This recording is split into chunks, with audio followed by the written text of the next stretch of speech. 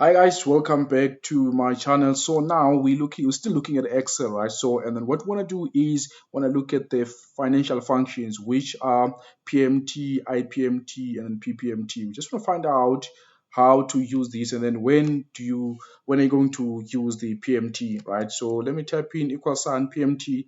So PMT, what it does, calculates the payment for a loan based on constant payments and constant interest rate, right?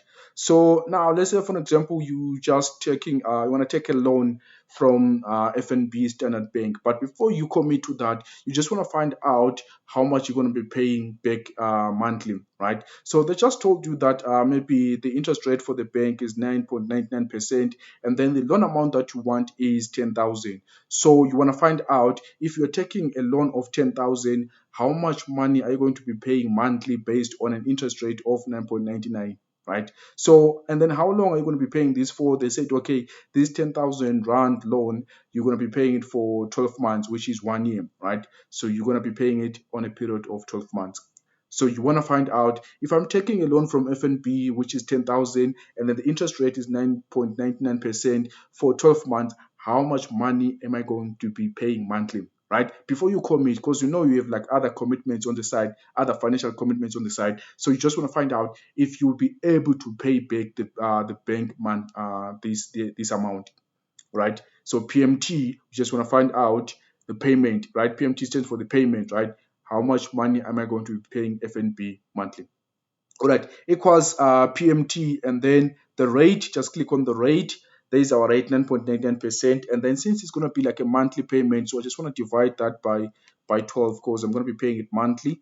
And then I can use a semicolon. As you can see here, down here on my Excel, which is Office 365, it uses a semicolon. So you have to check your own laptop, because I've seen some of the Excel, instead of a semicolon, you have to type in a comma. So on my side, I have to type in a semicolon. So just look out for that. Sometimes it can throw you off, right? So I put a comma. The minute I put the correct one, if I put the correct semicolon or comma, then it moves to the next argument. As you can see now, the one that I'm on now, number period, is now bold. Let me just delete that part. You can see it moves to rate. So if you type in the correct one on my side, I type in the semicolon, it moves to the next argument and then becomes bold, meaning that Excel accepted the first argument, or the first information that you typed in. So NP stands for number period, right? How long are you going to be paying this for?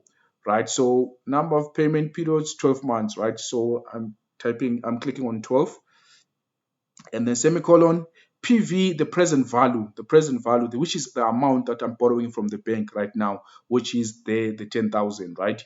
And then the next argument is, and so I have to put a comma, the future value. So future value, how much money do you want to owe the bank after you're done with this payment, right? So another thing, as you can see, these are kind of grayed out. These are optional, right? So FV says, for how much money do you want to owe the bank once you're done paying this money. So I don't want to owe the bank anything once I'm done with the payment, right? So by default, it's on zero, meaning that it won't count, right? Like if you don't add it, it's on zero. And then the type is whereby this payment, do you want to do it in the beginning of the month or the end of the month? So most people, what they do, they pay their loans at the end of the month. So by default, if you don't choose anything, it will default to end of month, which is zero. So for now, I don't need these two, because I'm going with the default one, right? Uh, then let me put a closing parenthesis, and then you can see PMT equals PMT C3. What's my C3, which is the rate divided by 12, and then my C4, number payment period, how long are you going to be paying this loan for, which is 12 months, and then C2 will be the PV, which is the present value, and then I press enter. So there, as you can see, monthly I'll be paying 879 rands every 11 cents, right, every month to this bank. So now I know how much money I'll be paying, right? And then total payments here. So what I did on total payments, it's C5 times C4. C5 is the monthly payments. So for 12 months, I'll be paying 879 by 11. Number of payments, you can see 12 months, right? So you see total is 9,549. That's the amount that I'll end up paying in 12 months, paying the bank in 12 months. So PMT is used for that. Okay, let me just quickly delete that. I want to show you another way of doing that. So let me click there. And then you see here we have this insert function, right? If I click on that and then on this part, I search for PMT and then I say go search for PMT, then it returns PMT there. So here is PMT. As you can see now, this one, it kind of like explains. So if you're not sure, you can use this option and then it will explain to you everything what's happening. So you see, it says rate is the interest rate per period for the loan. For example, use 6% divided by 4 for quarterly payment at 6%. So for us, let's click on interest rate. We divide it by 12 because it's an annual payment, right? We're going to be paying monthly. So divide by 12 that. And then there, click on the number period. Says is the total number of payments for the loan. So our total number of payment for the loan is 12 months right there. And then the PV, you see, it explains again is the present value, the total amount that a series of future payment is worth now. So here it is, right? 10,000. And then once I click on the FV, it says is the future value or a cash balance you want to attain after the last payment is made. So I don't want to owe anything. So zero if omitted, right? And then type is a logical value. Payment at the beginning of the period equals 1. Payment at the end of the period equals 0. That's why the other side I left it as 0 because I'll be paying month end, right? Last day of the month. And then I will leave it as like that. So as you can see, before I even click OK, you can see now it shows me how much I'm going to be paying there, right? So you say OK. So 879 11 cents. That's the money that I'll be paying FNB monthly, right? So, okay, let's move to IPMT. So IPMT, we want to find out what's the interest. Since I'm going to be paying bank 879.11 cents every month, out of that money that I'm paying monthly, how much is the interest, right? How much is the interest? So I know, as you can see, on the first period, right? So the IPMT, what it does is, let's say you want to find out the interest on period 5. Let's say after 5 months, I want to find out how much will be the interest on the fifth month of me paying back the bank this money, right? So IPMT is just for the interest. We're looking for interest. Out of this 879.11, how much is the interest out of that? So let me say equal IPMT. So as you can see, IPMT retains the interest payment for a given period for investment. So now we say now, if you want to find out the interest on period 6, then you can use IPMT. The period interest for period 12, you can use IPMT. I want to find out now on this part, I just want to find out the interest for period 1. Since I'm paying 879.11 this month, which is the first month, right? I want to find out how much of it is the interest there, right? So let me double click that IPMT. And then the rate, where is our rate? There is our rate. Again, divide that by 12. And then what period then? So again, on this part, right, I want to drag this one down. So I want to stick to that cell, right? So I want to use F4.